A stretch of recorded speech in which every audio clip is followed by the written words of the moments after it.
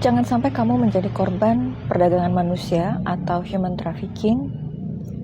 Part 2. Saya akan share apa yang saya saksikan dan dengar dari konferensi anti human trafficking atau anti perdagangan manusia yang saya hadiri di Bali 2 minggu yang lalu.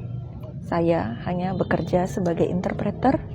Saya tidak terlibat dalam kegiatan penyelamatan ataupun kegiatan-kegiatan lain.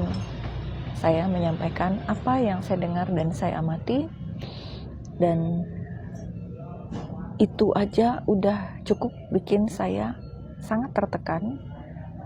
Jadi saya gak kebayang orang-orang yang mengalami sendiri jadi korban dan penyintas perdagangan manusia, serta orang-orang yang bekerja untuk menyelamatkan korban, untuk melacak mereka, untuk menangkap pelakunya. Itu kehidupannya pasti jauh lebih intens lagi. Saya butuh waktu sangat lama untuk bisa menenangkan batin saya dan bisa share ini. Tapi saya tahu ini harus di-share. Kenapa? Karena awareness atau kesadaran kita tentang praktik perdagangan manusia itu sangat rendah. Bahkan banyak orang yang tidak sadar bahwa mereka adalah korban. Satu, kalau kamu diiming-imingi pekerjaan dengan gaji sekian, job desk-nya seperti ini, tapi ternyata kamu tidak mendapatkan apa yang dijanjikan, itu aja udah termasuk kejahatan perdagangan manusia. Misalnya kamu dijanjikan untuk kerja di Jakarta dengan gaji misalnya 5 juta, kerjanya jadi asisten rumah tangga, kerja dari jam 7 pagi sampai jam 5 sore misalnya. Terus weekend kamu libur. Ternyata kamu gajinya gak nyampe seperti yang dijanjikan. Kamu kerja dari pagi, dari subuh sampai tengah malam. Kamu gak dapet hal-hal yang dijanjikan. Itu kamu korban. Kamu korban. Atau kamu dijanjikan untuk kerja di kapal. Kamu dibawa ke pelabuhan, terus janjinya 3 bulan sekali bisa pulang. Ternyata sampai setahun berlalu kamu gak bisa pulang juga. Atau gaji kamu ditahan. Atau apalah, alasan macam-macam. Kamu korban. Yang terjadi terhadap kamu itu adalah tindakan kejahatan perdagangan manusia.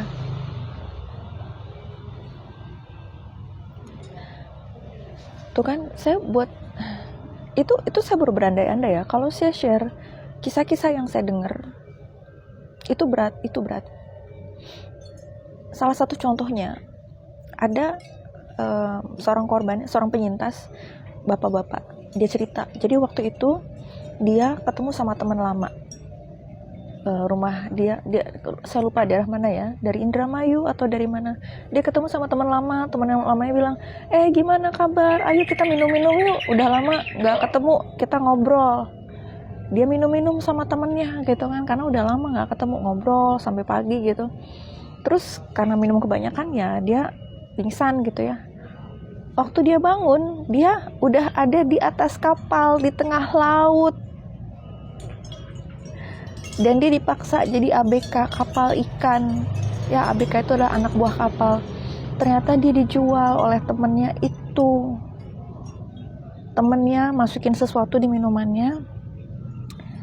Waktu dia pingsan, dia dijual, dibawa ke kapal. Dan dia di situ kerja. Jadi budak.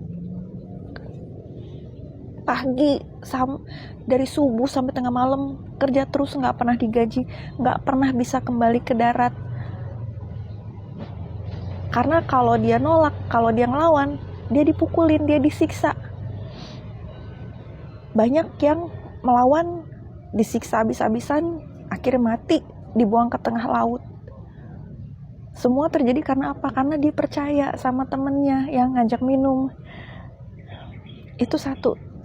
Ada yang diiming-imingin kerja ke Kamboja, ke Vietnam. Ada beberapa hotspot di Asia Tenggara sekarang yang dijadikan sarang para penjahat perdagangan manusia. Mereka akan pasang iklan dengan iming-iming gaji 10-15 juta per bulan, kerja jadi admin, paspor visa diurusin. Orang-orang yang tertarik ngelamar nanti oleh mereka akan, tapi saya nggak punya paspor, kita bikinin paspor, pokoknya dibikin dipermudah. Orang-orang ini karena tentu ingin mendapatkan pekerjaan yang layak, bisa menghidupi keluarga, rata-rata adalah orang-orang yang berasal dari latar belakang kurang mampu, yang menganggap ini adalah rezeki, bisa dapat tawaran pekerjaan yang bagus, dan kurang dapat informasi bahwa kalau kerja ke luar negeri itu prosesnya memang lama dan bertele-tele. Kenapa? Karena pemerintah kita ingin memastikan bahwa saat kita pergi ke luar negeri untuk kerja kita aman. Jadi prosesnya memang lama. Tapi jadi kalau sampai ini cepet, iming-iming gajinya tinggi, bisa jadi ini adalah kejahatan perdagangan manusia. Tahu nggak apa yang terjadi? Sesudah orang-orang ini diterima, tanda kutip, diterbangin ke Kamboja. Kamboja sekarang lagi hotspot banget. Jadi sangat rentan perdagangan manusia. Orang-orang ini begitu nyampe Kamboja, begitu kamu nyampe di tanah orang, kamu nggak punya siapa-siapa di sana kan, kamu nggak tahu bahasanya, kamu nggak tahu daerahnya, kamu terjebak sama mereka. Kamu dibawa, dijemput di bandara, begitu dibawa nanti pakai mobil, kamu dimasukin ke sebuah gedung, paspor kamu diambil. Kalau kamu nggak punya paspor, kamu nggak bisa pulang ke Indonesia, paspor kamu ditahan, dan kamu akan dipaksa untuk kerja bagi mereka. Mereka kerja apa? Banyak banget. Either dari penjelasan yang saya dengar ya di konvensi itu, jadi mereka itu nyewa kayak kantor beneran ya di beberapa daerah kota di Kamboja, bahkan ada yang sampai buka kayak kompleks perumahan di tengah hutan yang susah dijangkau oleh polisi. Mereka juga nyewa rumah-rumah, nyewa apartemen, nyewa gedung kantor. Di situ mereka akan paksa orang-orang yang sudah mereka ambil ini, dipaksa untuk jadi penipu. Jadi kalau kamu denger ada banyak love scammer di luar sana gitu kan, ada orang yang ngaku-ngaku pakai foto orang lain, foto cowok ganteng, terus bilang, wah saya lagi nyari pasangan, saya duda, punya anak, saya lagi nyari wanita yang setia, bla bla bla, dan mereka menargetkan TKI Indonesia. Atau mereka akan nyamar, ngaku-ngaku bikin profil di media sosial sebagai perempuan wanita karir yang nyari pasangan, atau yang menawarkan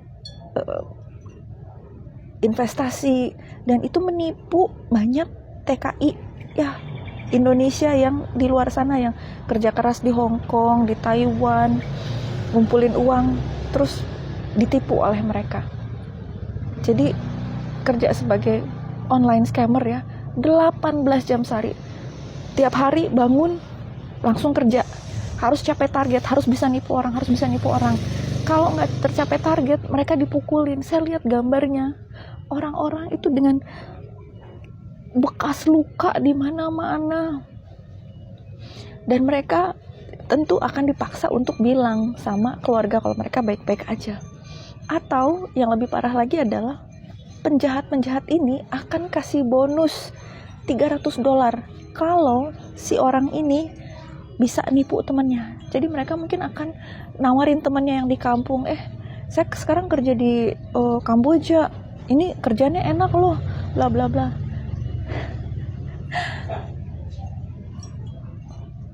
Kenapa? Karena mereka miskin. Mereka daripada saya yang dijual, lebih baik saya jual orang lain.